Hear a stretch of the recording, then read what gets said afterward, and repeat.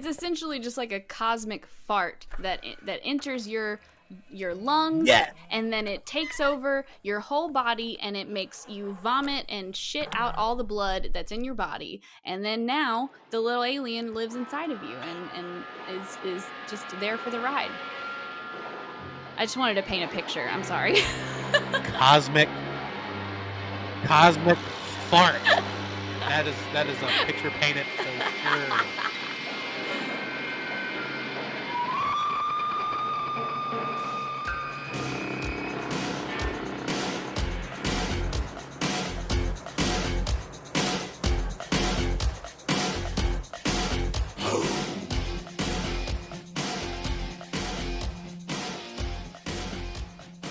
Hey guys, welcome to the Video Express, where we dust off old VHS tapes and discuss all things horror, sci-fi, and exploitation. I'm Matt.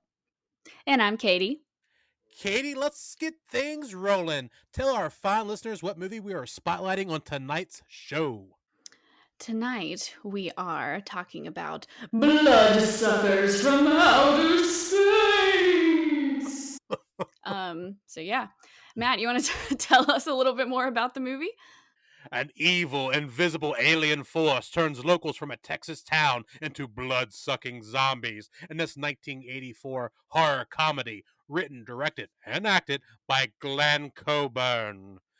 But before we move along and talk about this amazing fucking movie, Katie, why don't we talk about what's going on in the cinema world today? All right. Well, first up, we have a birthday today. Today, the episode is being released on March 24th. So today, we are celebrating the birthday of the late, great R. Lee Ermey, also known as the absolutely terrifying sheriff from the Texas Chainsaw remake. Again, he is sadly no longer with us, but his performance in that movie scared the hell out of me and is legendary. So he deserves to have one poured out for him today. 100% a true legend. Yes. And then this one's just kind of funny. So anybody that knows me and the longer that, we do this show, it's going to become pretty apparent that I have a particular affinity for the 2000s era of horror for some reason. In all of its glossy, overproduced ridiculousness. So today I would love to celebrate the 15th anniversary of the 2006 classic Stay Alive, starring Frankie Muniz, about a video game that kills you, and if you die in the game, you die for real. So I yeah, can that's a silly one for me. full-heartedly I can full-heartedly 100% say I have never seen that movie, and I don't even know if I've heard of it, to be 100% honest with you. What? This was a favorite of mine in high school. It came out, I mean, I think it had a really brief theatrical run and it mostly got totally dunked on and was a flop. But I've noticed that a lot of people who like are around my age now are like it's having like a renaissance of being like, "Oh my god, Stay Alive, that movie." So I don't know. It's not good, but it's pretty funny. So if you also like 2000s horror and you want to see some wacky early attempts at CG, then Stay Alive is the movie for you.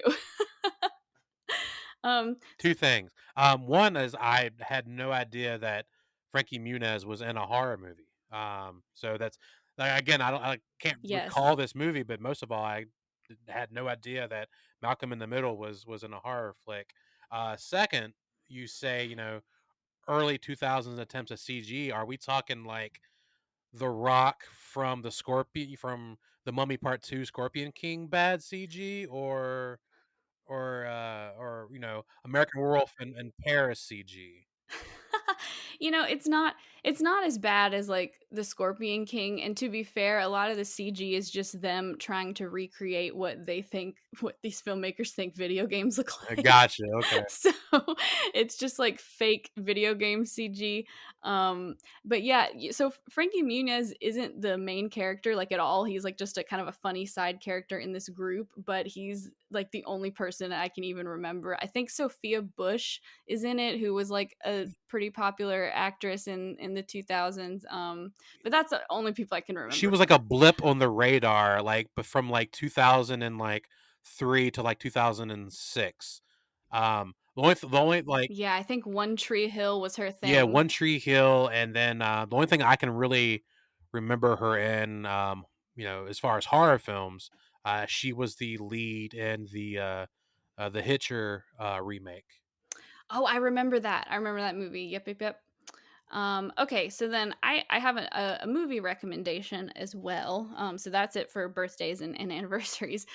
So okay, another thing about me is that when I'm actively watching a horror movie, specifically one that has to do with like the paranormal, I'm a huge scaredy cat. Like I hate jump scares. Hide behind my eyes, like I yell at the TV, like I'm a huge baby about it. But rarely rarely does a horror movie come along that actually like leaves me shooketh. Like like it freaks me out after I turn the TV off. And I mean, I can't remember. It's been something like that only comes along for me every few years. And so I recently watched a movie that by the time this episode comes out, this movie will be on Shudder. I think it dropped February 25th, and it's called The Dark and the Wicked.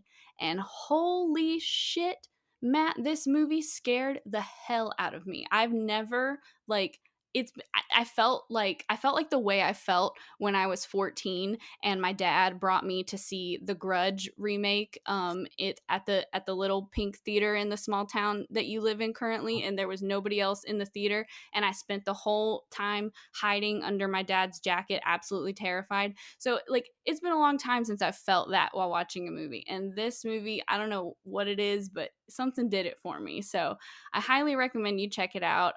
Anybody listening, definitely check it out. Like it's I don't want to give too much away because that would just spoil everything. But basically, there's an old man, he is dying, and his kids come to visit him to be with him as he's dying. And then quickly it becomes apparent that there's an evil presence on the property. Like they live on this big ranch out in the middle of nowhere. And it's fucked up, man. It was The Dark and the Wicked. Yeah, The Dark and the Wicked. Oh, I'll have to check it out. And I can actually vouch Hmm. 100% what you said. For folks listening at home that do not know either one of us, or that doesn't know Katie, 100% I can vouch that this girl, as long as I have known her, has been for whatever reason terrified of fucking The Grudge. Because Yeah, I don't know why. I remember like me like teasing you, like sending you pictures of whatever the fuck her name is, the white pasty looking Yeah, with the yeah. long hair. Yeah, The white-faced, yeah. crazy croaking lady, yeah. Yeah, something about I don't know, I think I just hadn't seen a movie with, like, especially disturbing imagery like that, and it just hit me at, like, the perfect age that it just messed with me, man. I don't know, I grew up being really afraid of ghosts.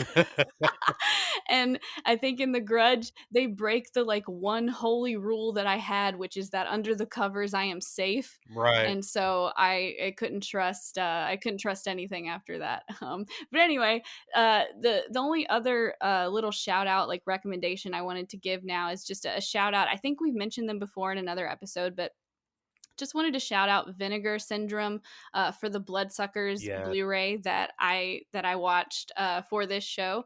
They scanned it from the actual 16 millimeter negatives and then remastered it in 2K, so it just looks like leaps and bounds beyond what it had looked like for most of its life. And it has a really cool making of documentary and a lot of info. Like it's really hard to find information about this movie online, so I was just really happy that they had this making of documentary on there. Yeah, I too own the Vinegar Syndrome Blu-ray. Shocker, I did not watch this one on VHS. But yeah, I've got the Blu-ray as well. Wow. Yeah. Sell out. Yeah, I know. But you're right. It looks amazing. Like it still captures that grainy 16 millimeter film look, but it's just so much clearer. I mean, like you still feel like you're watching a movie on Yeah. VHS, but just with clarity. Yeah. All right, what we got anything else? Nope, that's it for me. No more no more recommendations here. So yeah, just wanted to shout out Vinegar Syndrome one more time before we dive into this movie. Awesome. All right, well, Bloodsuckers from Outer Space, which premiered at the Joe Bob Briggs Drive-In Festival in October of 1984 in Texas. Katie, this is it. This is the moment. Tell me and the listeners what you thought of Bloodsuckers from Outer Space. Well, I had a really good time watching it, I'll say that, and I think finding out like, hearing the story of how it was made, which I'll get into that more we'll get into that more later, I have some thoughts about that too, but that just endeared it to me even more. So, I have 2 ways that I would like to describe this movie, and the first one is that it reminds me of it's like the movie that wins Best Picture in the really tiny small town film festival where, like, they just win because it's like you made a movie that's passable. Congratulations. Um, so that's one way that I'll describe it. And trust me, I've been to a few of similar film festivals, and it definitely felt familiar to watch this movie. But also, it's kind of cool. Like it's written pretty, like it's got a pretty clever script. Like I think like the dialogue itself is pretty funny. It's just they had really like the experiences of the actors were pretty different. Like some were actual actors and some people weren't like at all. So the delivery of those funny lines sometimes gets lost. Right. But overall, this is kind of like if in it's like Invasion of the Body Snatchers meets like Redneck Shaun of the Dead. Yeah, that's a good analogy. I like that. Um, okay. Yeah. So So I mean, this I this would say might overall, I liked it. Overall I liked it, but I it's not necessarily like a quote unquote good movie. So that just keep that in mind. All right, so I think this might be the one because I've been saying I couldn't wait to do a show where we watch a movie where we might finally differ a little bit. I had no idea how you were going to feel about this movie, and that's Oh. yeah, and I without an ounce of joking, love, love this fucking movie. Like, I love this movie with a fucking passion, and this might be the one and only movie we might do more in the future, but I can't think of any off the top of my head. But for right now, this is the only movie that I can think of that we'll be doing that is not a movie that I have seen, like 100 times, and B, that I have owned for, like, a long time on VHS. As a matter of fact, I Mhm. just saw this movie for the first time, about 2 years ago, and, I Oh wow. yes, so the Alamo Drafthouse in Winchester, Virginia, of course, I'm part of their, Psycho Cinema film group where they're always showing really cool horror movies, and, they were doing I think it was, like, maybe, like, a video vortex showing or whatever, which is usually, like, some, like, rare usually shot on video type stuff, but I just happened, they said they were showing this movie, Bloodsuckers from Outer Space. I knew nothing of it. I watched the trailer and my jaw hit the floor, and I was like, okay, I've got to go see this. And I shit you not, I sounded like a fucking buffoon in that theater because I was cracking up so hard and so loud throughout that entire fucking movie. And I just instantly fell in love with it. And usually after those movies at Psycho Cinema, afterwards, like, people hang out and stuff like that. And Faye, who is the person that like is like our leader, our like who runs the film, Psycho Cinema. Usually I'll chat with her after the movie. And after the movie, I was telling her like how much I fucking love this movie, and she just reaches in her purse and yanks out the Vinegar Syndrome Blu-ray, steel sealed, and she was like, "Yeah, whenever Alamo does these events, usually the distributor will send us goodies and stuff like that. They sent us a copy of the movie." And she's like, already own it. Here you go. And I was like, it was like handing me a piece of fucking gold because I Oh man, amazing. genuinely love this movie. But here's the funny part. I don't know if you know this about me, but I actually hate horror comedies. I Usually, Whoa. yes. So I usually just despise horror comedies because to me they're usually A, not funny, or B, they don't know the perfect mix of horror and comedy. Like horror, the horror aspect should never be used as a Mhm. crutch. Like it should be like meshed well. Because in my eyes, the perfect horror comedy, the greatest one of all time and will never be topped is Abbott and Costello Meet Frankenstein. And what made that movie work That movie's awesome. yeah. What was so great about it though is the fact that the horror aspect, the monsters were treated straight-faced, serious, and with respect. And the Abbott and Costello bits were treated like they were, like they're a comedy duo and doing their skits, and but they were married together perfectly. That the seriousness of the monsters just elevated the Yeah. comedy of the duo. And you like I said, other horror comedies just fall flat for me. So this one hit all the right chords because it's not like it's like just a goofy fucking comedy. And like the dialogue and the Yeah. line deliveries and the fourth wall breaking just fucking gets me. And if you can break the fourth wall and get me to fucking cackle out loud in the movie theater, you're doing something right. Honestly, the more I watched it, like, the longer I got into the movie itself, and subsequently, like, the more I've looked up, like, read stuff about it, the more that it's just so endearing to me. So, like, it definitely is, like, genuinely fucking hilarious. And, like, I think the problem with horror comedy and why it feels like, because I'm with you a little bit. Like, I do like horror comedy. I feel like I like the idea of horror comedy more than most things. Like, one of my favorite horror comedies is probably Cabin in the Woods, but most other horror comedies kind of just like miss the mark for me. And I feel like it's because they're all trying to do this like self-aware meta make fun of the horror genre thing, Right. whereas like Bloodsuckers from Outer Space is like a sci-fi horror movie that they just put comedic things in. Like it's just genuinely funny. They're not Right. trying, even if they are in some ways like doing a parody. I don't know how to say words. Making fun of um, making fun of like classic B movies. I swear I haven't had a single drop to drink today.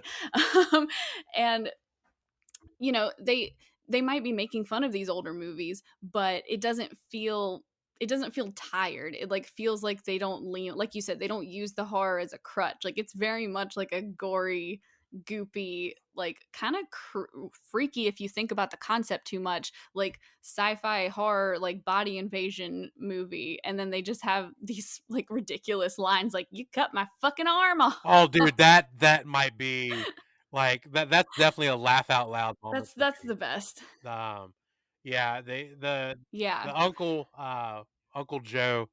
I wrote down with with the chainsaw and everything. Like this movie just like again, it just hits me on every fucking beat. I love it.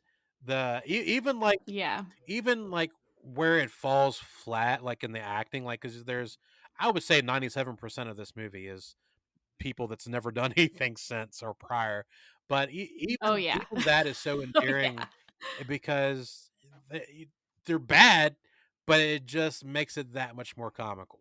Yeah, so I think in one of our first episodes, I remember saying something to the effect of like the horror community is very forgiving in that if we can tell that you had a good time making the thing, we'll be a little lenient on the quality. And this is the like quintessential example of like technically it does some things that some would consider to be a bad movie, but it does it in such a genuine, like, an endearing way, and I you can just tell that everybody's having a fucking blast, that it makes it much more likable.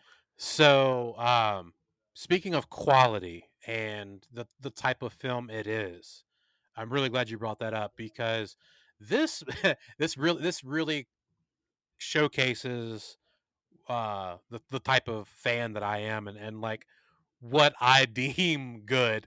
And I've said a million times before in past episodes, like I like terrible movies. So let's not get it twisted. I'm not a cinema snob by any means. But this movie, Bloodsuckers from Outer Space, you know how like you compare like perfect wines with cheese and shit like that. I feel like this movie Yeah. would be paired perfectly with another one of my favorite schlocky 80s zombie flicks, which is called The Dead Next Door, and another flick called Okay. yeah, another 80s flick called Flesh Eater, which was filmed by the late Bill Hinsman, who was the cemetery zombie in the original Night of the Living Dead. But anyway, those three films, they are the same, whereas it's like a super shoestring budget. They were shot in the hometown that the filmmakers were from.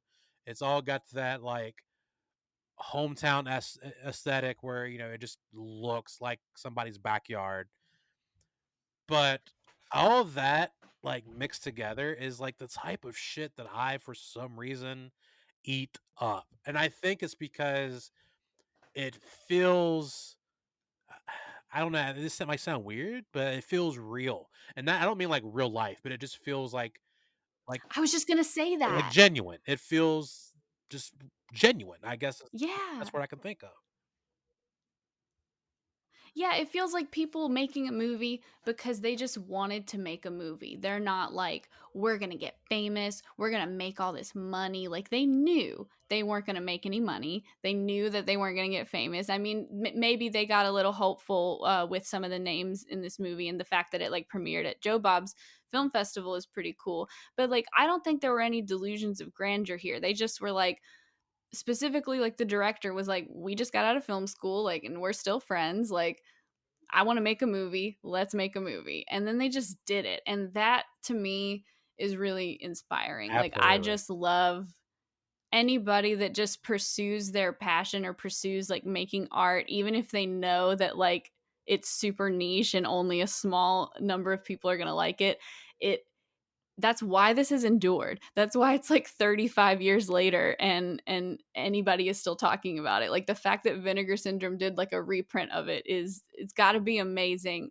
for the filmmakers themselves to be like, what, this random movie I made right out of college is like still getting talked about? Like, that's wild. So that makes me really happy about it. So that's why I would ultimately say I like this movie even if we disagree on the reasons why. Yeah, honestly, and again, this is just for me. The worst thing about this movie is that I just did not see it sooner, because had this Yeah. had this been hanging on the shelf at the actual Video Express store when I was a kid renting movies, I would be championing this movie for a long time. But here we are now, so I'm fine with that. Tell me tell me what you thought of, let's get into the cast a little bit. Tell me what you thought Yeah. of, our main character, Tom Myers as Jeff Rhodes. Okay. Yeah. So I he's probably one, I mean, he for sure was one of the only like actual like working actors that were a part of this movie. And he, I would say, out of everybody, like he does a pretty good job. Like, he kind of leads this film well, I think. And just as a character, like, I don't know, it's pretty funny. Like, everything that happens to him is just funny. Like, he's like a photojournalist. He shows up to investigate a murder or like a mysterious death, and then all this weird shit starts happening, and then he just gets to have the best day of his life where he meets the hottest girl ever just driving down the side of the road, and then she's like, "Hey, guess what? I got some nitrous. Do you want to get high?" And then they just get high and have crazy sex, and then they fight a bunch of zombies and save the world. So like, what could be a better day, truly? What like, everything you just said is exactly why I love this fucking movie, because that is a wonderful fucking that was pitch perfect.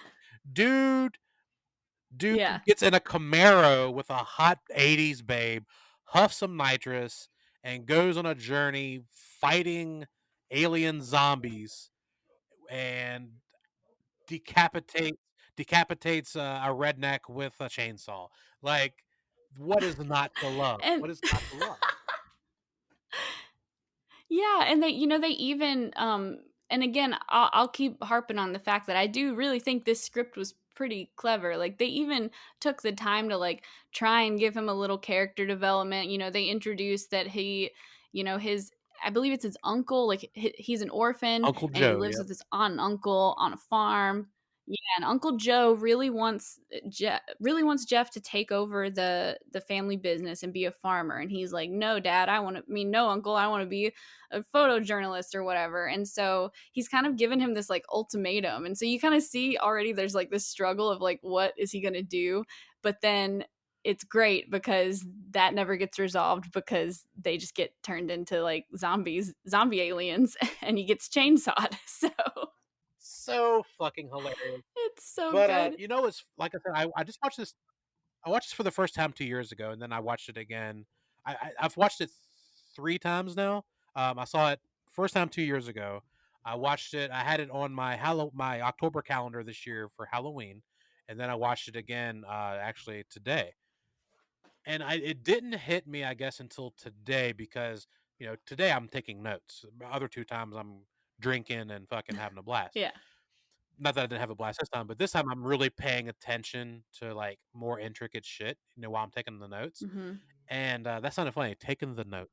But anyway, um, how weird is it? Maybe I'm in the minority here, but how weird is it this movie was made, I guess technically it was made in '83, Hmm. released in '84, I'm assuming.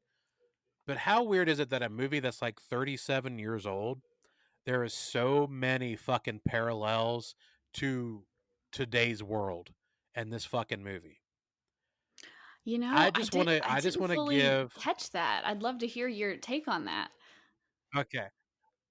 So I don't the my one of my biggest rules about us doing this show is we should never get political, Of course. because I don't wanna ostracize anybody, and I want people to be able to listen to our show and enjoy the show for what it is. Yeah. So I don't wanna get political. I don't wanna choose any kind of side or whatever. I just wanna point out certain things in this movie that really stuck out to me, and I was like, "Holy shit, like, this is almost, like, relates to so much shit nowadays." So, like, just a depiction of the president, which, I mean, you can say that about any president almost, but the thing that really hit home was, the racism and the Yeah. homophobic stuff. And I really wanna, like I really wanna, like, applaud the Glenn Coburn, the director and everything, because this is a horror comedy and everything is meant to be schlocky with a shtick and, poking fun and just having a blast. And use they have a character, and I think more than one, that is homophobic and Oh racist. yeah. And he's calling people like homos, And just and saying all he's types of using like slurs and the shit. N word. Oh god. But like, but they literally like are making this guy a fucking straight up caricature of what a race this is. Like this Oh dude is yeah. like got on like this like hillbilly like flap hat with like his bib overalls, and like they just really amp up like a caricature of a redneck, a racist redneck. Yeah. And when he calls them like homos stuff like that, and he walks away, they're literally like, "Forget that guy. He's stupid." Like but it's like they're literally like, I don't know.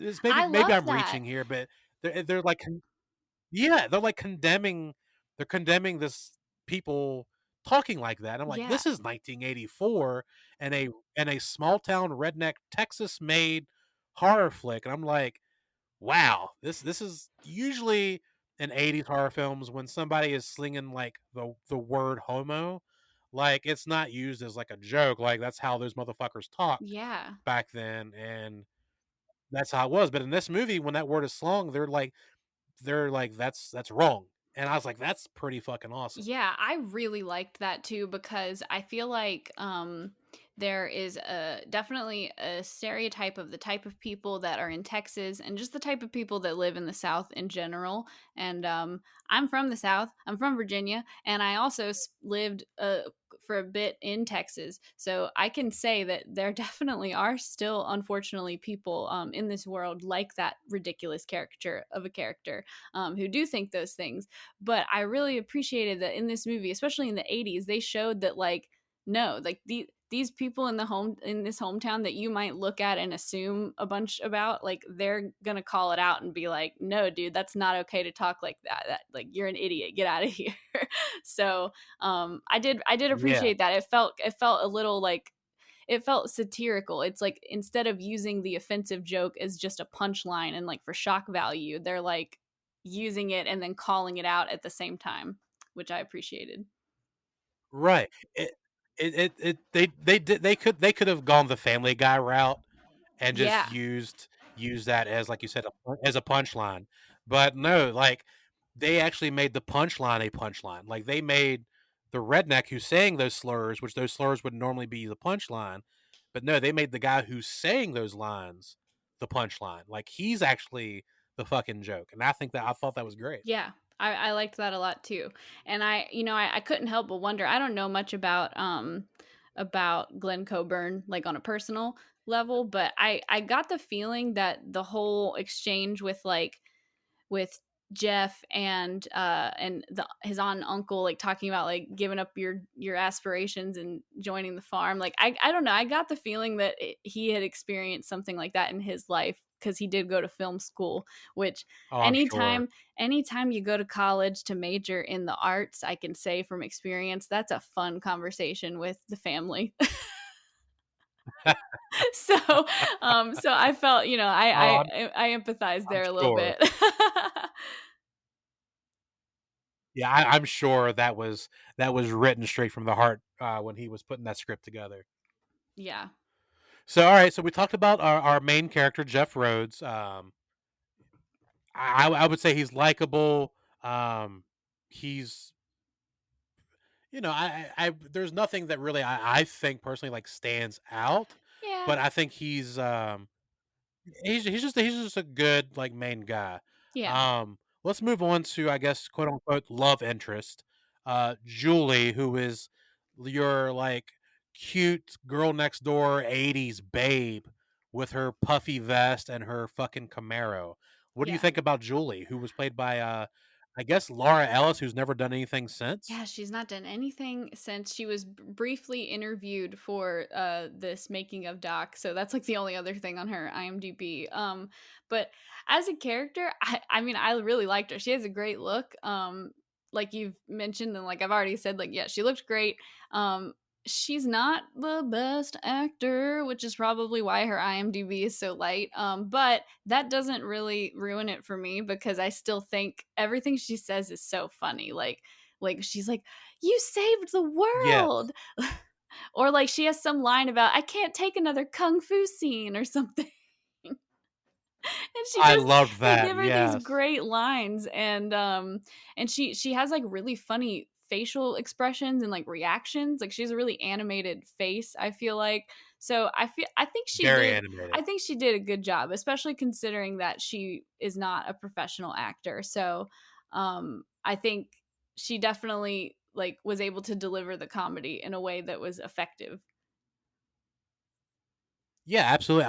It goes back to what I was saying earlier, how the people in this movie that were not actors, I feel like their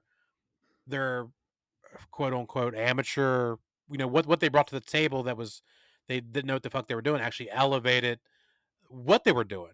Yeah. Because, like, her not being an actual actress and not being a good actress really made some of the shit even funnier and, again, endearing. Yeah. Again, like, I'm going to basically gush over everything we talk about this entire episode. So I'm probably gonna, like, when we start to, every character we're talking about, I'm not gonna say a whole lot because it's going to be redundant after a while. I'm just gonna keep gushing over everything because I love, love, love basically like 99% of this movie. I absolutely love. Yeah. So, but yeah, I I love Julie. I thought she was a great character. Like you said, very animated facial expressions, which I love. Mhm. Another thing that I actually love about her is parts of her character are similar to a male character that you would normally see in an '80s horror movie. Yeah. Like, she's the one that's initiating, "Well, come on, let's do the drugs." You know? Yeah. Like, she's the one, like, I've got the nitrous in the back seat. She's the one that instigates, like, "Let's go fuck." She's the one driving around in the badass Camaro. Like, I love that she, in a lot of ways, is the more straight, manly character. Not that she's manly, but just Yeah. her character is the more of, like, the gung ho type. Now, of course, that swings back and forth between her and Jeff throughout the movie, but there's certain beats where, like, she's the typical, like, dude bro in a way. Yeah, I really like that too. And I mean, I just think you kind of already mentioned it, but I just can't get over and I just want to paint a picture for anyone who hasn't seen this movie, and there's hard to find pictures online of this too. But like this girl rolls up in her Camaro. She literally looks like a sorority girl. Like she's got perfectly like styled long brunette hair, like it's like big curly hair. She's got this like puffy vest on. I don't even remember what else she's wearing, but she's got a very like kind of normal, sweet, like I'm just going to sorority meeting like outfit. And then he gets in the car and she's like, I have a tank of nitrous in the back. You want to get high? And that is just the funniest thing in the world to me, that she is just rolling around with a whole ass tank of anesthesia. Which I also meant to bring I this up love when it, we were I talking love it. about Jeff, but since we're talking about her and it's also the nitrous, like the funniest fucking thing in the whole world about this movie is that they find out in the last like 5 minutes that the nitrous is what neutralizes the life force. So like they're literally sitting in the car like huffing nitrous, or actually no, they're not even huffing it. They're just sitting in the car, and then like the evil alien wind blows in and they accidentally knock off like the tube of the nitrous tank which fills the car with nitrous, and then they discover that that is what ultimately kills the aliens. So it's like a 100,000 times more fun, like funnier version of like Signs, when it's like, oh, water kills the aliens. Yes. Yeah. If we've confused anybody at home, I know that we said that the movie's about an evil, invisible alien force that turns locals into zombies. But maybe we should say that also that this invisible force, when it shows up, acts like the wind. Yeah. So it blows by people and it affects them. So yeah, the nitrous neutralizes this invisible alien wind or whatever. It's essentially just like a cosmic fart that enters your lungs, Yeah. and then it takes over your whole body and it makes you vomit and shit out all the blood that's in your body, and then now the little alien lives inside of you and is just there for the ride. I just wanted to paint a picture. I'm sorry. Cosmic cosmic fart. That is a picture painted for sure. Um, but you said a while ago, and we're talking about the nitrous and the cosmic fart. So you said a while ago about this being a very, like, even though it's not a good movie, that it was, I guess, well planned and when well structured.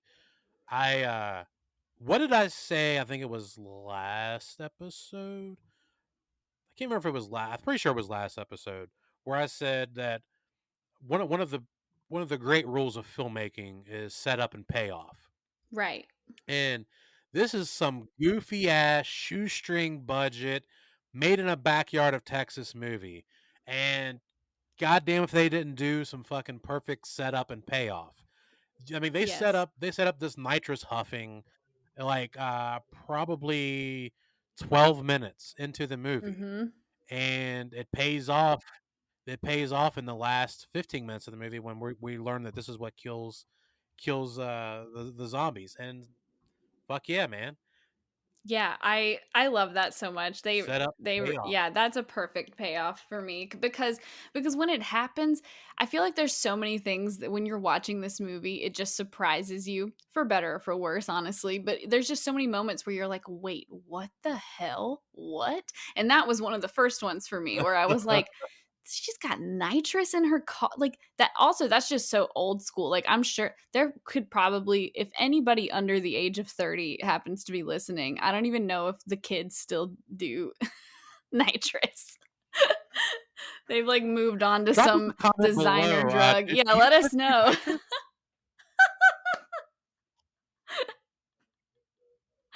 No, don't let us know. Oh my Don't god. ever tell us any incriminating information, please.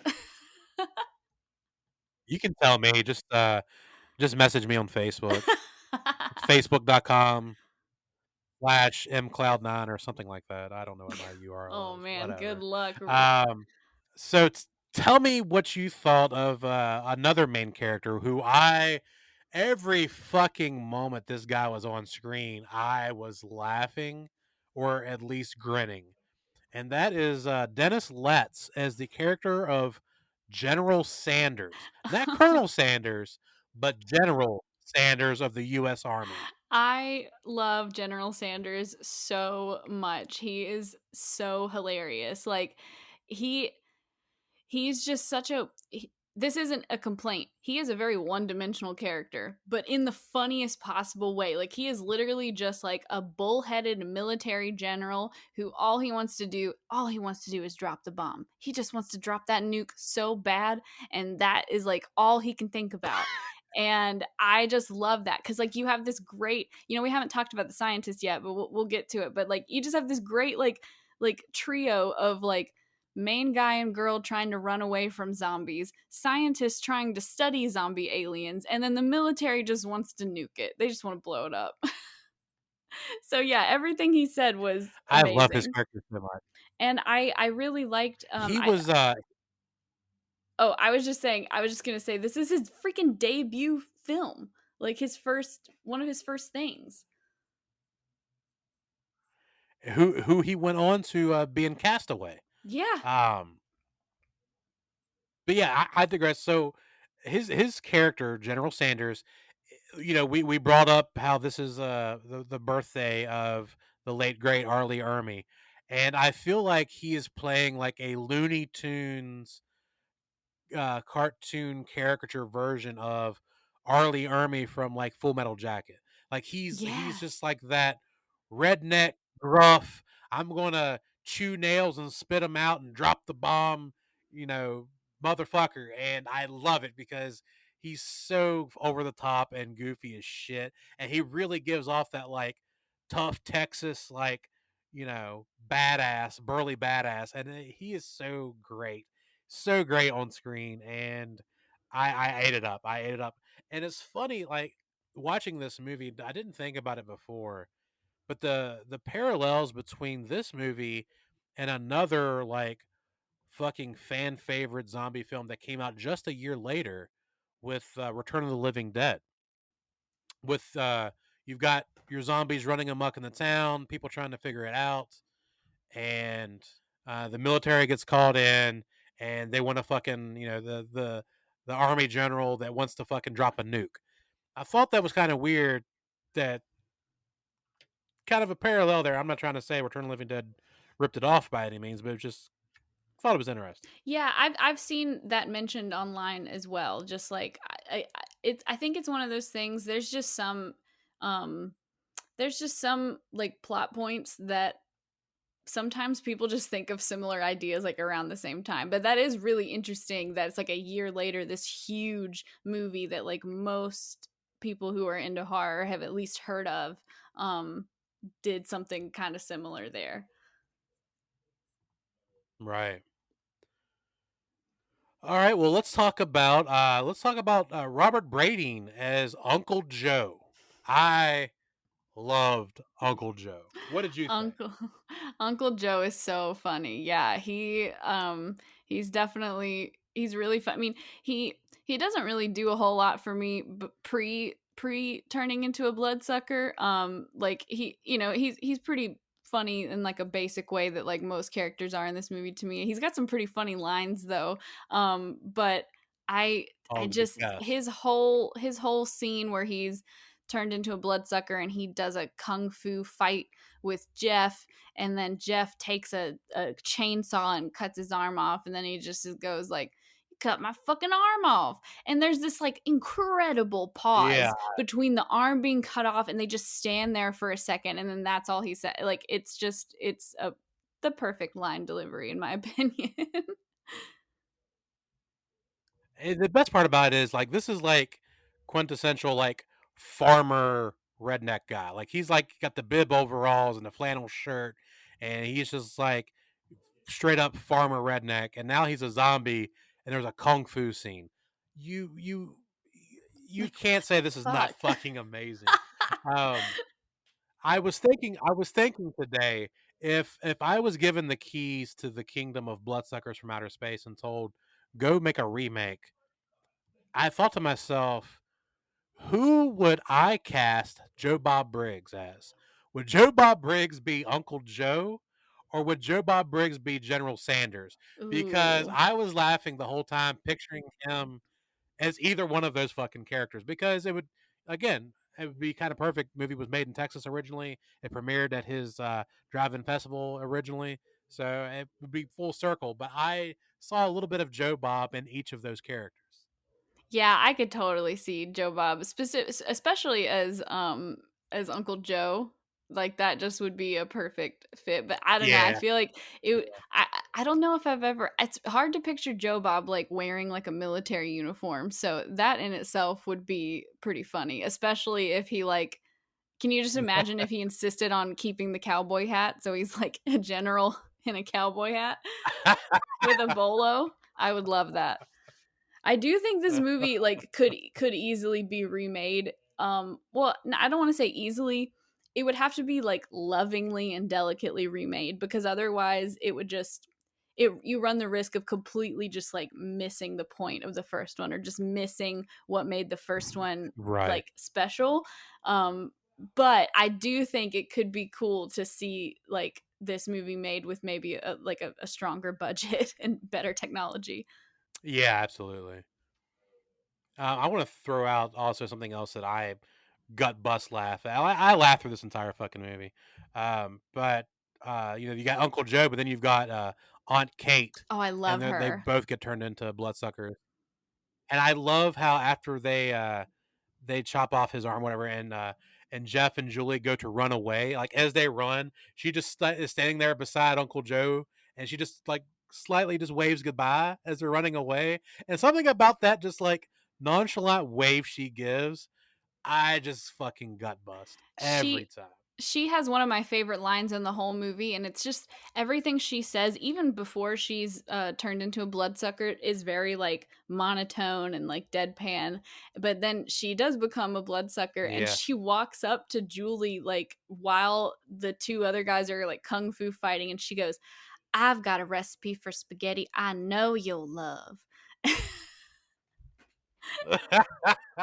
And just something about the way she said it, it's just so funny. Like it's a, she's also not the best actor, but it doesn't matter at all because that is just No, she's hilarious. terrible.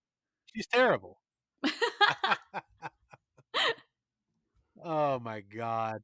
I again, like I'm gonna try not to say too awful. Like I would spend all night talking about each and every one of these characters in detail, just because again how much I just genuinely love this movie. Hmm. And I keep getting tickled just thinking about it. But let's move on. Not a big part, but I thought it was fucking hilarious. Paul Paulson, who was a decent famous comedian in his time, playing the president of the United States. I loved the typical stereotypical, I should say, president with the hot piece of ass sitting on his lap I as he's love on the it. phone with General Sanders about dropping the bomb. Yeah, and he's just like, "Yeah, you know what? If you can drop the bomb if you'll just stop calling me." And that to me is such a funny like Yeah, even if they aren't trying to make some grand political statement, I still love the humor in that of just like a politician not wanting to do their job. yeah, love it. Yeah, he was very funny. That could have been a bigger bit even, I think. But I'm happy with what we got. All right, so I know you said earlier something about talking about the scientists and stuff. I wanted to kind of work our way to them last. Okay. because they are part of Research City, which I also fucking laugh at I because love you that. got these scientists that's working in a place called Research City, and it's embroidered in on the back of their lab coats. I need a Research City t-shirt. I don't know if they exist, but I need one, like, embroidered. So we need pronto. We need a Shapeshifters Part 8 T-shirt with a Research City lab coat. Yes. Oh my god, absolutely. Yeah. Make it happen. Make it so. Okay, I'll get on that. So tell me what you thought about our fellows at Research City. Who one of the scientists, who was supposed to be, I guess, Jeff's brother, that was played by our writer director Glenn Coburn. Mhm. Yeah, I really like the scientists. They're one of the funnier parts to me. Something about I didn't realize until I was watching the making of doc that that one of those scientists is Glenn Coburn, but he actually was one of my favorites Hmm. because the whole time he's just super I can't quite remember any of his lines except for he does have one where he's like there's like damn that incidental music scary. He breaks the fourth wall and Yeah, references the music that's being played. So like everything about him he seems so like laid back and casual, and it's like not really believable that he would be a scientist, but it's amazing. none of them. And Yeah. honestly, not maybe the girl, the lady like convinces me the most, but that's probably just because she has a sophisticated British, maybe Australian accent. I couldn't quite tell. It felt like it kind of went both ways sometimes. But I really liked her. I thought she had a really great look. I like her big glasses and her curly hair. um and then I feel bad because I can't remember the name of the third one, the other guy. They as a trio are just really funny to me, and I love that. So they've got I believe his name's Dr. Pace in the movie. They've got like their like head doctor. Hmm. He's been infected by the bloodsuckers. They've got him strapped to a table and are just doing experiments on him. And then while he's still strapped up on the table, they're just like, "Man, this has been really stressful. Like, let's go get wasted." And they just leave and go get hammered, Yeah. and it's awesome. Yeah, I'm like you. I love all of the scientist stuff and all those scenes because they're all 100% just fucking legit hilarious. However, like I said, when I first watched this in the theater at the Alamo, like I said, I laughed like a fucking buffoon out loud. Like people were probably just like, "This fucking guy needs to shut up." But you know what made me laugh the most? What? And it was during these scientist scenes. It wasn't the scientists themselves. It was none other than the fucking custodian. I love My him God. so much. That guy, too many weirdos. Too many damn weirdos. Fucking something weird going on here. Oh my God. That guy is There's so something funny. weird going on. That's awful weird. These weirdos around here being weird. Oh my God, dude. I every time that motherfucker said weird, I just fucking died laughing more and more and more. Like if you took a shot for every time he said weird or weirdo, you'd be fucking dead. Yeah, and like I love that he just never and to me that also is pretty accurate of like a specific brand of like old southern man where it's like they're not a man, not men of many words. Like he's not going to elaborate what the hell he means by too many weirdos, but he's just going to blame everything wrong with the world on I tell you what's wrong with society these days, too many dang weirdos.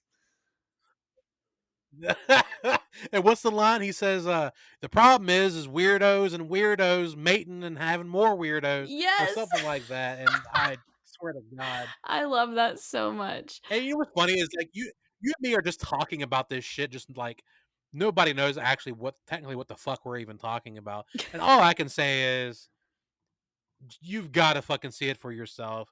You Us really even do. trying to explain it will not do it justice in the Yeah. least. It's only like an hour and 20 minutes. Like it's not very long at all.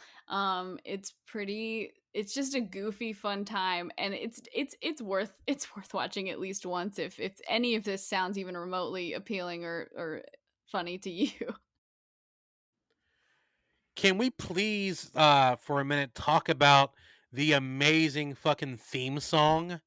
of this Oh movie. my god, yes. I'm so glad you remembered. Yes. That theme song is great. Like how many movies with a total just like nothing budget can say that they actually have their own original theme song? Like there's an awesome song throughout this movie. That's just a fucking thumping like new wave rock song, and it plays like the bass line and riff plays throughout most of the movie, but the actual song plays a couple times too. But it plays in the opening and it plays at the ending, and that fucking song is so so goddamn catchy. Like, I want a CD, Yeah, which I really love it. I can't believe I just said I want a CD because people don't even listen to CDs anymore. But I want a CD. I want a CD that has two songs on it. This Bloodsuckers from Outer Space song and Howling by Babel from Howling 2. And I just want those two Yes, I songs. was hoping that's what you would say. I want those two songs to play on constant repeat. So fucking good. Oh my god.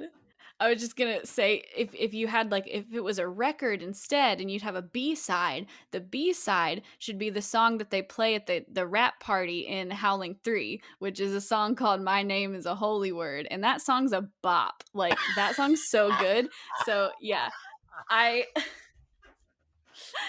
you should put that one on there. But I will say that's the only song out of the three that you can actually still find on Spotify and shit. Whereas the other ones, you gotta search the depths of the internet to find it. You mean to tell me the fucking rap party song from Howling 3 is on Spotify? It's on Spotify because it was like an actual like pop song. Like I don't really know the history behind it because I didn't research it, but I just was like, wait, this is a real song. I remember like during that scene when I was watching Howling 3 being like, this song's kind of cool. Like that's cool. Like So I'm surprised. And then I was it like looked a it up and it's a real song. it was like an Australian like pop song or some shit or what? I guess I don't know honestly. But it was apparently a real enough song that it wasn't made for the movie as far as I know. Great. Well, folks, so you heard it here. We need Bloodsuckers from Outer Space and a double whammy of Howling 2 and Howling 3.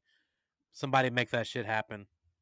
But yes, Bloodsuckers from Outer Yeah. Space, the song itself is fucking worth the price of admission. Tell me, so again, I've watched this 3 times now, and fuck, man, I literally own the same copy that you just got, the Vinegar Syndrome Blu-ray. However, I'm a lazy piece of shit. I have not watched any of the behind the scenes or making of featurettes, which I need to get on. Um, but you did, so I'm gonna let this segment be mostly you talking because I don't know anything about the behind the scenes stuff. My knowledge is out the door at this point. I've already kind of given my 2 cents. So, Katie, why don't you go ahead and tell me and the folks listening at home a little bit about the movie behind the scenes and the filmmakers that brought this hilarious fucking movie to life.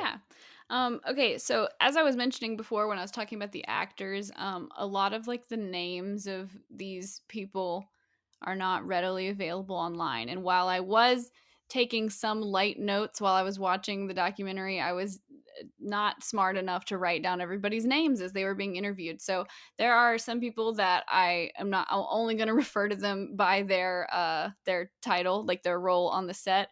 But I don't want anyone to think that I'm like trying to, ignore or blow off a specific person. Like I think everybody in this movie deserves to be applauded for various reasons. So I just wanted to preface it with that. I might not know all the names, but I'll at least tell you what I do know. So yeah, I kind of briefly mentioned it earlier. It sounds like Glenn Coburn graduated film school. He had a small group of friends that he'd, done a lot of stuff with in school, and he really wanted to make a movie, so he was like, fuck it, let's make a movie. And as far as like how they got the quote unquote budget or anything like that, all that is a little fuzzy. Like I'm fairly certain it was almost entirely like self-funded by like their own money that they had. Like I don't believe there was technically a producer, but not in the sense of like somebody was funding this movie for them, so it had a Right. totally shoestring budget. And I think I'll get to the my corny feelings about it after I kind of explain some of the technical stuff. So they didn't really have a budget and they didn't really have a crew. Like they had a decent sized crew, but it everybody was kind of varying in how much experience they had. So there were some people who, were pretty I semi-professional know or that feeling. yeah, I know. At least had been on set before. And then there were some people who just were completely, totally green to this experience. So, you know, according to the people that were interviewed for the documentary, everybody, it seemed to be a really positive experience for everybody. So there were like the old timers, like the people who were experienced, they were teaching the newbies things. So like people were actually like learning stuff throughout this process and like just having a good time with each other.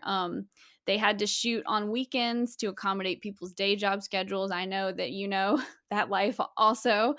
Um, I know that life too well. Yeah, and I think the thing that stands out the most to me, and I don't know if you noticed, but almost every single shot in this movie is a locked shot. It's like a still, not a still, but it's like the camera stays in one Yeah, spot. And I didn't super notice it while I was watching it, but basically because of the low budget, they didn't have a person, like they couldn't find like a camera assistant basically.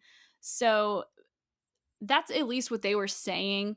I have a feeling it also had to do with the fact that there were a lot of inexperienced actors who weren't used to, because acting on stage is very different than acting for a camera. You have to like hit your mark and do all this other shit. Like you have to be able to move around without leaving the shot basically. So I think because they were right. between them not having a camera assistant and not having like experienced on camera actors, they decided to just lock everything off and every single shot would just be like on a tripod basically. Like I don't even think they panned. Like the most intense shot in this movie is at the very beginning where they did manage to get like a cherry picker where it's like the camera's descending down into the fog, which I think that whole sequence with the farmer at the beginning like puking up blood is one of the coolest things Great in this. opening.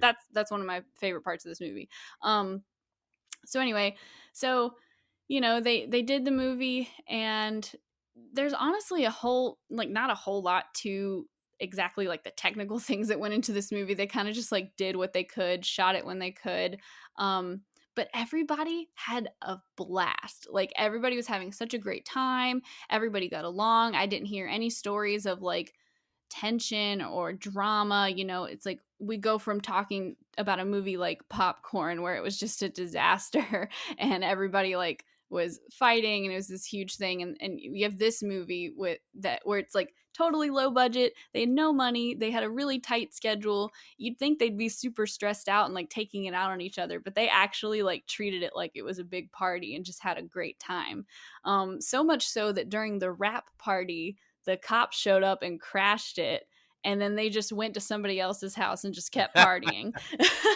So I think That's great. That's so I great. love that so much. And as I was watching it, I just couldn't help but be reminded of the times from way back when I used to drive 4 hours up to where you live to come hang out on movie sets with you and a few of those other people in the area. And it everything, the whole way that they described that experience of working on Bloodsuckers was very familiar to me. And that's really what made me love this movie, is because it Right. reminded me of like my own experiences of like the first few times I've ever got to be on a set, and how it just like basically changed like the whole trajectory of my life in a lot of ways. And so I just really appreciate that that this movie, they had a similar experience. Like I'm so tired of hearing behind the scenes stories of some of like my favorite movies of all time.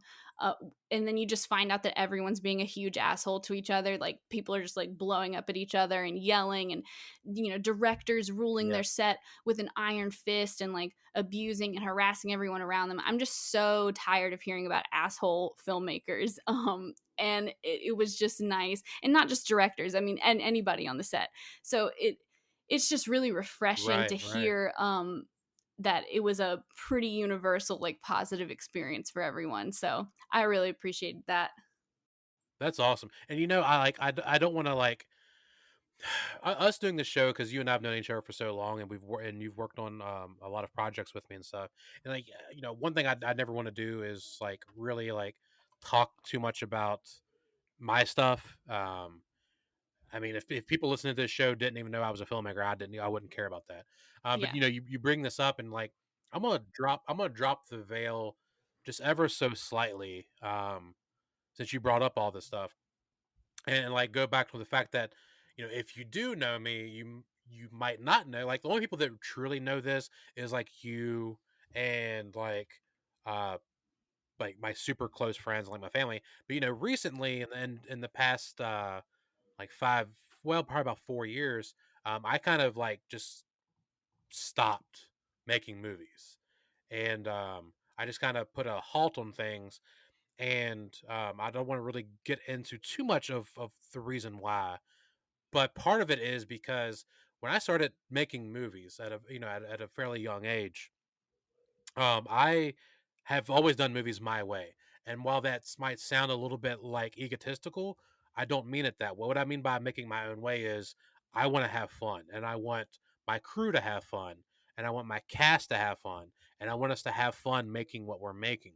And for years now, or from like 2005 until like 2012, 2013, I had fun making movies. It was a blast. And it got so to where the cast that I worked with and the crew that I worked with were like an extended family. Because you guys would come over. Hell, I remember us wrapping filming for the day and going back to my mom's house and sitting on the couch drinking beer, and we rented the first VHS movie and getting Yes. creeped the fuck out, and just having such a good time. It was like a fucking sleepover, and I had so much fun making movies like that. And you know what? A lot of the projects that I did in those days, while yes, they suffered from budgetary restraints, and of course, it suffered from a lot of green behind the scenes. There's movies you can still say they were fun to make. They've got a charm about them, and you know what? Those movies, they were released by distributors, and those movies were top sellers. Yeah. Um, and I'll always cherish my early movies for being that, because I loved everybody that I worked with. It was fun making the movies, and it was just a good time. But you know what? The reason why I've steadily gotten out of movies for a while is because the more I made movies with a bigger crew and a bigger cast and more money and a bigger budget, is I started working with assholes, and I started working with people who want to butt heads, and I started working with people who want to make demands, and I worked with people who wanted to like strike arguments with me over, because I'm like the most easiest to get along with person you will ever fucking meet. Yeah. Like if you make me mad, it's a different story. But like I don't want to say like I'm the friendliest motherfucker in the world, but I kind of feel like sometimes I am. Like I am so easy to get along with. But my thing is like if you are creating some kind of animosity towards me on set in front of people, something's not right. It's not professional. And I started realizing that these people, and I'm not going to sugarcoat it, and I'm not afraid to point things out. I worked on the movie Bloody Ballet, which got many other fucking titles, I think. But that movie basically like destructed me as a filmmaker, because it was the first film where I came in as an outsider into a different niche group Mhm. of of other crew members that I didn't necessarily know, and they all had a completely different mindset than I did. These guys were fucking film school people and commercial people and stuff like that, and I'm just a fucking good old boy from the sticks of Virginia, who is used to shoestring budgets, shooting shit on the weekends, crawling through the dirt and mud, crawling under fucking barbed wire fence if I have to get the goddamn shot. And that's just the background I came from, and I like was thrust into this world. It was the most terrible experience I've ever had, and it was that moment of where, and I promise this is going somewhere. It was that moment of like is this the life that I wanted? Mhm. Because it's so easy to be a film fan and love movies and wanna make movies. It's one thing to say, "I wanna make movies," but it's another thing to actually make movies, and to make movies the way you wanna make them. And sometimes, you know what, folks? If you wanna make movies and you wanna make them your way, that is great. I can promise you, though, that 9 times out of 10, the way you wanna make those movies is going to be deemed not the right way. But I say, fuck that, fuck the naysayers, have fun. Well, like Katie said, we talked about this earlier in other episodes, but have fun making what you wanna make. Fuck what, somebody from a film school says. Fuck what anybody else like looks down their nose at you and says. Surround yourself with like-minded people. Surround yourself with friends that are not out to like stab you in the back. Have fun. And you know what? Who cares if your fucking your boom operator has never held a fucking mic before? Fucking do it, man. Tape a microphone to a broomstick. Have fun. I don't give a shit if you're 40 years old and you're still making movies that way. Do it because I promise you, in the long run, it pays off. And even if that movie never gets sold and you don't make a dime off of it, if you can look back and be like, God damn, that was fun, that is when it's worth it. Sorry for this huge long No. PSA, but I just wanted to relate that, fuck the again, like you said, every time you turn around now, it's always people having a terrible experience on movie sets, and that is the most uncalled for bullshit because filmmaking is a gateway. I don't want to say like a gateway drug, but it kind of is. But it's a way for you to step away from the real world and to have fun. And it sucks knowing that these movies that are supposed to make you feel that way are not made that way. Yeah, So I that's a lot of people keep coming to me and they're like, "Oh, go ahead." Oh, no, no, no, I wanna hear what you had to say. A lot of people come to me and they're like, "Well, why aren't you like working on stuff like right now? Why are I know you've been working on like some really super low budget stuff. Why aren't you doing like big stuff again?" I'm just like, "Because I don't fucking want to, man." Like the Yeah. the last movie I just worked on, like fucking like treated me like that was like the worst experience ever. Why would I want to keep doing that? Like if I can make stuff that I want to make on like a fucking $100 budget with my own equipment and I don't have to deal with that, then I'm not going to deal with that. Yeah, like I agree with everything you said. Like I think, you know, it's great if you want to go to film school, if you can afford it, if you want to get that like formal technical education, that's great. And there's nothing against anybody who's done that. But I feel like sometimes there is this weird like divide between like people who think they know the right way to do art and they look down on anyone. It's like gatekeeping of like, oh, you're not allowed, like you didn't study this, you're not a professional, you don't have all this best equipment and money and actors and Right. shit, so like what gives you the right to do it? And so I think, yeah, so like I'm totally with you on that. And I just wanted to say, like, as far as like on-set experience goes, like these things like stick with people for a really long time. Like you hear stories about like a bad on-set Yeah. experience that people like 10, 20, 30 years later are still like hesitant to even talk about because it's upsetting. Whereas like I have a very distinct memory of, working on a project with you, and we spent the whole weekend with a whole group of people up at this house that you like rented out, and we made made the thing, and then I remember fucking crying as I was like driving away that day cuz it felt like we were at like summer camp, and it was just like this amazing group of people that all just like got along and was super friendly, and we just had a great time just like quoting movies and shooting the shit.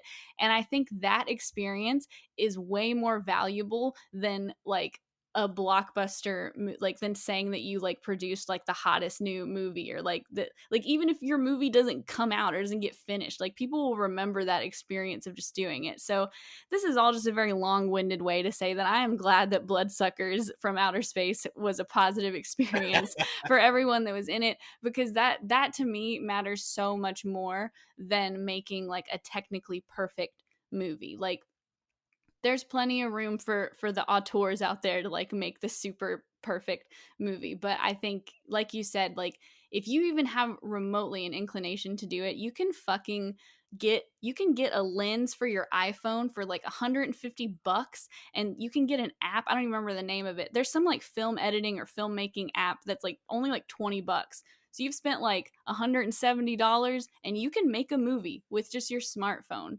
So you just have Right. to really, I mean, it definitely is a lot of work and a lot of time, and it can be stressful. But I think if you're always remembering, like, we want to have fun and make that be like the focal point, then everybody's going to have a good time. Like, that's very important to me. Absolutely. Well, that was sentimental as It fuck. was. We really went down that corner. I was wondering how many episodes we'd get into before we started waxing poetic about old memory lane. And I guess we made it to 6 episodes. Hey, you know what? It had to happen. I'm glad it happened. Again, because I'm not saying that I'm hanging up my baseball cap when it comes to filmmaking, because I will continue, making movies.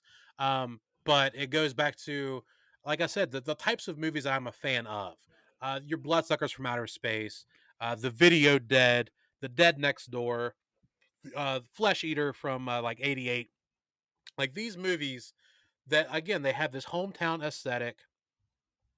They and when I think I said earlier, they just feel real, and I don't mean like they feel realistic, but they just feel like, I don't want to say like gritty, but it just feels like, I don't know, like it just feels real life, and it's like got that fun. You know what the best word is? Homemade. Yeah, And I love that aesthetic, I love that feeling, and those are the types of movies that really get me. And again, I've said this before, I love Hereditary, I love the remake of Suspiria, I love these super stylized, well fucking made horror movies. Like, I eat that same. shit with a spoon, love it. But, I mean, again, like, th this movie I will love just as much, sometimes if not more, and that's the kind of shit that I want to do. Because again, I'm too old for assholes. I'm too old for bullshit. I want to have fun, and I want to watch something fun. And I think that, like, a lot of people have said this before, but I'm just going to reiterate: uh, make the shit that you want to see. Yeah, And I feel like that's what they did with this movie. They made a hilarious fucking tongue in cheek zombie movie, and it was exactly the movie they set out to make, and that's what we got. yeah. I hope that it seems from the documentary that I watched that they all seem to look back on it with pride. Like, even the ones, there were a few people that they interviewed, like cast and crew, who straight up were like, "Oh yeah, the acting's really bad," or like, "Oh, this movie's not that good." But like, they didn't, they still only had positive things to say. Like, they still were like proud of the fact that it had endured all of this time. Like Dennis Letts, yeah, that guy, he said in an interview that, so he had, at the time of them interviewing him, he was still doing like stage acting and stuff, and he says that even to this Mhm. day, when he lists in his like actor bio, like in the pamphlet they give out before the play starts, he lists Bloodsuckers first, like every time. So I just love that. God rest his soul, Dennis Letts. Seriously, God rest RIP. his soul. Yeah, and it's funny because, like, again, like, he went on to I think he's like the only one in that cast that really went on to be and a lot of stuff. And again, he was in Castaway, so the Yeah. Tom Hanks flick. So good on them. Love it. And again, Dennis Letts I loved him as General Sanders. Hmm. Yeah, I Um, just want to break the sentimentality really quick and just say a fun fact about Dennis Letts is that his wife is an author, and he went on to have a part. I don't remember exactly who he plays, but he's in this movie with Natalie Portman called Where the Heart Is, where Natalie Portman gives birth in a Walmart. That's all you need to know about the movie. But yeah, the yeah. movie was based on a book written by his wife. I remember that movie. I vaguely remember seeing it. But yeah, I remember that because she's like lives in like like a tent and like the sporting goods area Yep. and lives off the yeah, I remember that. Yep, yep, yep. So yeah, his I'll be Dennis Letts, damned. his wife, wrote that. So I just thought that was fun. But yeah, That is fun. All right, Katie. Well, we've talked about the movie, we've talked about the actors, we've waxed poetic about our own experiences of making fun, low budget films. Let's bounce over to the actual bloodsuckers from outer space themselves. Let's talk a little bit about the makeup and effects of the movie. Yeah, so the only info I could find as far as like who did what is it says makeup effects were done by Dan Gallion, which I am not sure if he went on to do other things. But No, maybe okay, so not a no. thing. Okay, well either way, I would say But you I really like I like the aesthetic of these zombies. Like their skin is like blue or like grayish blue, and they've got this big like comically large, probably anatomically incorrect, like uh-huh, blue vein that goes across their face. And like around like all over their uh-huh. body. And I think that looked really cool. The some of the blood, even I don't know, I even like the blood when it didn't look good, if that makes sense. Like at the beginning when the old guy is like puking up blood, it just looks like fruit punch, honestly. but but something about it, Right. he sells it, man. Like it's pretty gross. And then the only like little fun tidbit I have as far as like special effects go is that the scene where Uncle Joe gets his arm cut off by the chainsaw, they had to so they basically like made the actor tie his arm behind himself, so he had to sit with his arm tied behind himself for like hours. They put like this fake like sleeve arm on him, and then they literally went to the deli and got like a hunk of meat with the bone still in it, so that way when you cut into it you'd see some of the bone. And then they The bone. fucking duct taped it together. They like duct taped this like section of the sleeve together so that that would be the part where the chainsaw would cut it. And they only had one take to do it, and they nailed it. So I just love that. If you're That's it, awesome. if anyone is at all interested in how they did that, or you want to know how you could do that yourself if you're trying to make movies with no money, there is a little like I think there's like a 5 to 10 minute tutorial on the Blu-ray, the Vinegar Syndrome Blu-ray, where they tell you how to recreate that basically. That is amazing. Yeah, I love that they did that, and, that it just goes back to the whole, homemade aesthetic. Something else I love about these types of movies is the down and dirty guerrilla filmmaking, homemade backyard effects of these types of movies, because you've probably heard me say this a bunch of times, like, in person. Um, Sometimes, like, effects in movies, even though sometimes the effects are cheesy or unrealistic, is sometimes a better payoff, if yeah, that makes sense. And like for instance, like you talked earlier about the blood and how sometimes when the blood doesn't look real, it's sometimes a little bit grosser. And like that, like so, like the original Dawn of the Dead. Okay, so the original 78/79 Romero's Dawn of the Dead. Like the fucking blood in that movie looks like bright fire engine red paint.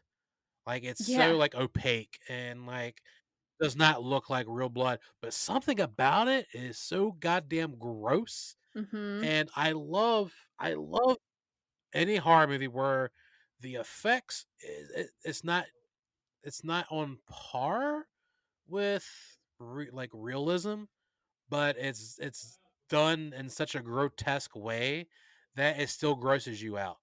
Like, if you showed me, like, a paper mache head filled with fake blood getting its eye gouged out, like, I'm going to love that more than probably, like, a well-sculpted head that was cast from silicone with bladder effects. You know what I'm saying? Does that make Yeah. sense? Like, I don't know what it is about that cheesy, obviously handmade in a basement, fake prosthetic stuff that I love it. I love it so much. Yeah, I mean, there's definitely something endearing about it, no matter what. And I think I've probably already said this in another episode, but I'm gonna say it a billion more times, which is that I would much rather see some like super low budget, like a hunk of deli meat with a bone in it that they duct tape together and put fake blood in. Like I'd rather see that than any amount of CG blood. I understand why on bigger budgets, there's time constraints, maybe there's budget constraints. It's just quicker and easier to do it in post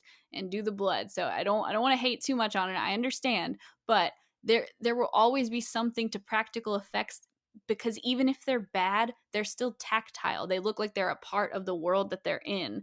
So sometimes CG, just like Right. even the best CG, there's this uncanny valley thing where like our brains know that that's not real. They know that that wasn't there when they shot it. So it takes me out of it. So yeah, I would much rather have any amount of practical effects, even if it's not the best. Yeah, I have to say overall, I love the effects in this movie. It's a shame that the people behind the effects probably didn't go on to do more things, because I think even though the effects weren't like jaw dropping amazing by any means, I think these people probably could have had a decent career in the '80s had they maybe continued and learned the craft a little bit more and kept doing it. Mhm. But you know what? They didn't. God love them for what they did give us. I loved it. I loved the big chunky blue veins on the zombies.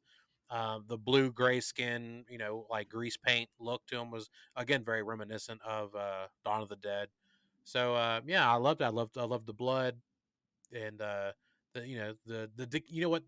Before we move on, I do want to cap the effects off with the goddamn decapitation.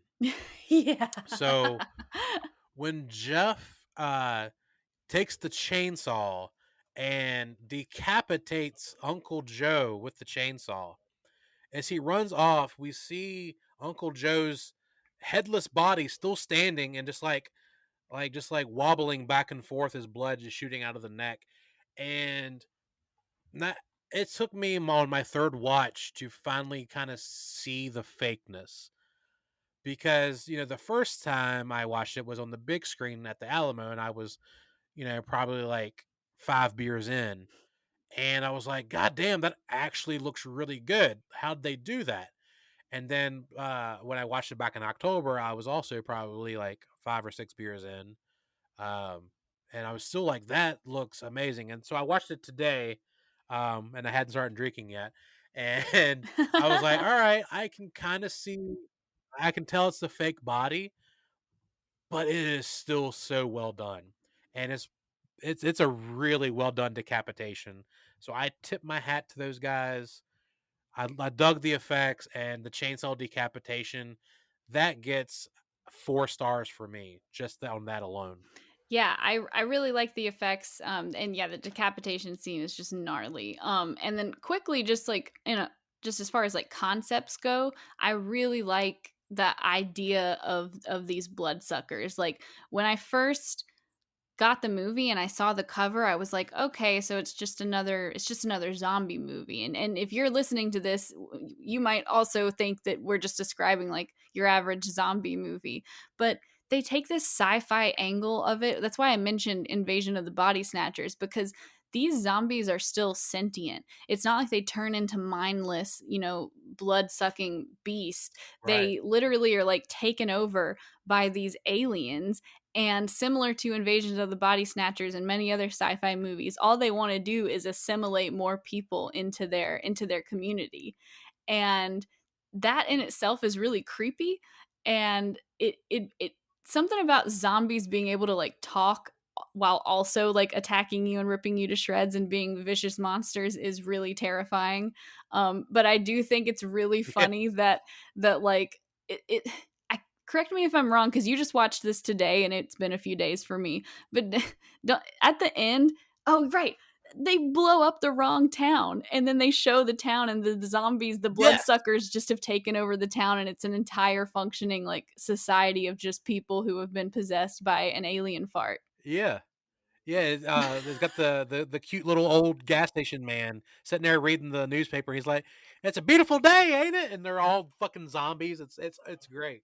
That is so funny. I really love that. Yeah, and I mean, I guess a little bit of a spoiler alert, but like it's just so funny that the general just wants to drop the bomb so bad, and he finally gets the okay, and then they drop it like 60 miles in the wrong direction and blow up like a Baptist commune.